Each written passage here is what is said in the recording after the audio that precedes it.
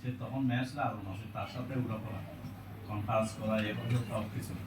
হ্যাঁ, আমার বন্ধু একটা পোষায় দিয়ে জায়গায় না অনেক দূর ঠিক আছে, তো সিস্টেমটা কার কোপাল করবে তাহলে জিজ্ঞেস করলাম তুমি এত হাঁটবে একবার ছোট্ট একটা খাইনি বলছে যখন বলছে এই অসহযোগ আন্দোলন চলতেছে, গাড়ি করাচ্ছে বৈষম্য আন্দোলন শীতের মধ্যে ঘুরতে ঘুরতে আরেকটা গাড়ি করে আমাদের গাড়ি ঘোরাবে ওই যে আন্দোলনের সময়। আচ্ছা 14 সালে এইদিকে। হ্যাঁ, সে বলতেছে হয়তো ড্রাইভার কল করে বলতেছে আমি বললাম আমাদের রাস্তা লাগছে। হ্যাঁ,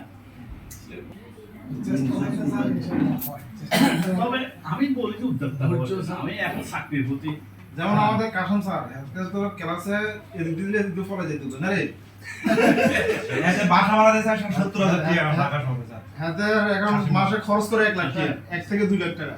আছে হ্যাঁ ওই দিন সবাই রাখতে আছে বুঝছো। তো এই যে হেলার কথা বলি আমার ভাই এত অসুবিধা বাড়ছে আমার যথেষ্ট দেখলে যথেষ্ট আমার বাপ ওর বন্ধু ছোট করে সবাই সাথে এত আমরা যে দূরেছেন যে ফিরেছেন আমরা এখনো কই স্যার আসলে